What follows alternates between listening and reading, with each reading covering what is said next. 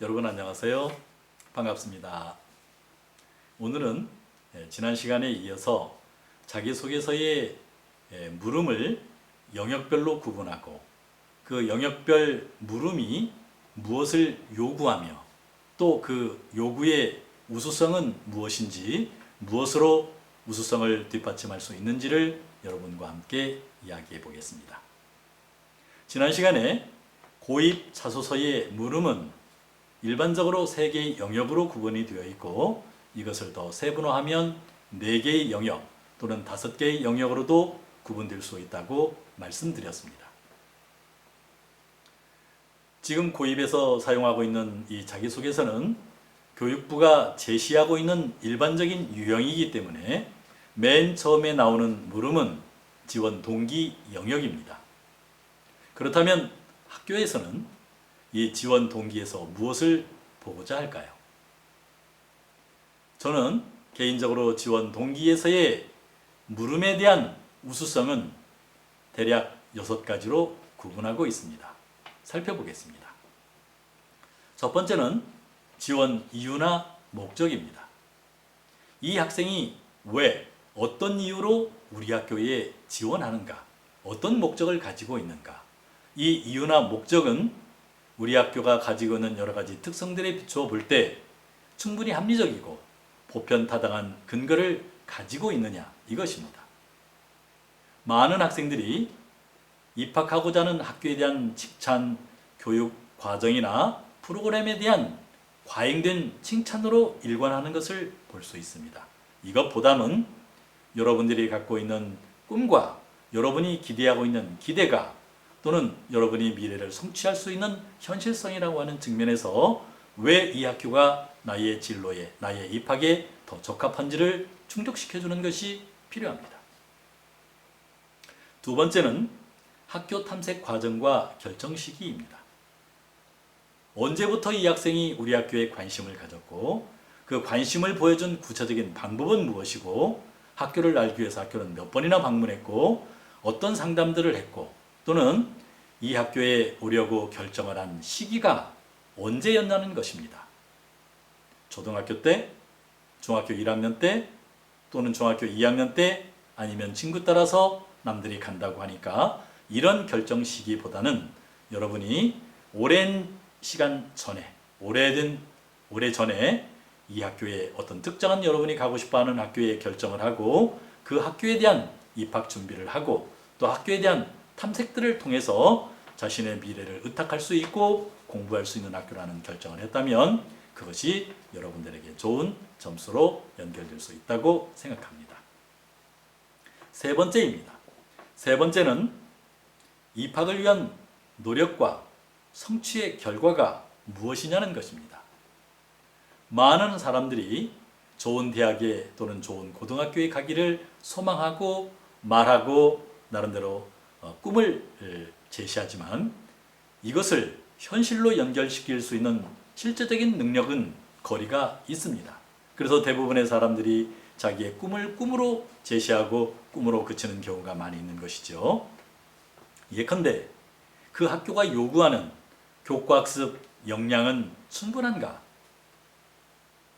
학교가 요구하는 다양한 활동, 독서, 동아리 또는 체험 또는 지적 관심, 진로에 대한 탐색 활동 이런 것들이 학교의 기대를 충족시킬 수 있는 정도의 충분 조건을 갖추고 있느냐는 것입니다.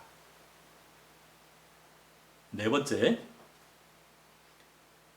진로의 공익성과 사회적인 가치입니다. 누구나 미래가 있고 미래를 위해서 꿈꾸고 노력하고 있습니다.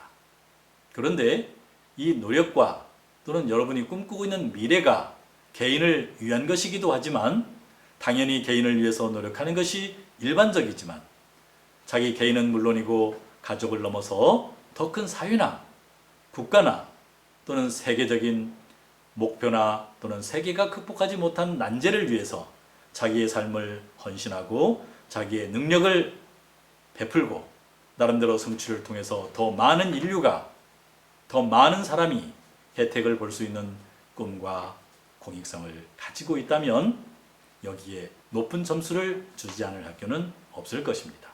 다만 이 내용은 적당히 현실적이고 실현이 가능한 꿈과 공익성과 사회적인 가치가 되어야 할 것입니다. 다섯 번째입니다. 지원 학교가 요구하는 인재관과 적합성을 갖추었냐는 것입니다. 고등학교에서 이 부분에 대한 요구가 강하지 않은 학교도 있지만 어떤 학교는 특정 인물에 대해서 또는 학교가 가지고 있는 인재관에 대한 요구가 매우 강하고 많은 것을 요구하는 학교도 있습니다. 상대적으로 우리 학교에 입학해서 이 학생이 더 잘 성장할 수 있는지, 더 큰 꿈을 실현할 수 있는지, 학교가 육성하고자 하는 인재관에 맞추어 성장해서 세계에 더 많은 공익을 기여할 수 있는 학생인지를 보고 싶어 한다는 것입니다. 여섯 번째로 교육 과정이나 학교의 프로그램이 학교가 갖고 있는 특성이 상대적으로 학생이 가지고 있는 진로나 더 큰 세계에 적합한지에 대한 문제입니다. 예컨대 우리 주변에는 특목고로 과학고, 영재고가 있고 특목고로 외국어 고등학교와 국제 고등학교가 있습니다. 그리고 자사고와 일반 고등학교가 존재하고 있고 또 많은 특성화 고등학교들이 있습니다. 일반적으로 자기주도 학습 전형을 운영하고 있는 학교들은 과학고, 영재고, 수학과학에 대한 관심이나 지적 욕구나 진로를 가지고 있는 학생들이 이 과학고나 영재고를 가야 하고 외국어에 대한 관심이나 또는 국제적인 동향이나 국제적인 정치, 문화 또는 특정 국가에 대한 그런 이해를 얻고 싶다면 당연히 국제고로의 진학을 해야 될 것입니다. 일반적인 자율형 고등학교 또는 자율학교 등의 학교들은 학교들마다 가지고 있는 특성들이 있습니다.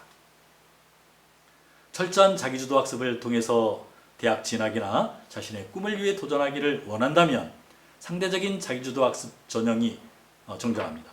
상대적인 자기주도 학습이 필요로 하는 한일고등학교 같은 학교가 가장 적합할 것이고 도심에서 사교육을 병행하면서 자신의 꿈과 자신의 미래를 개척하겠다면 도심에 있는 자율형 사립고가 더 적합할 수도 있습니다.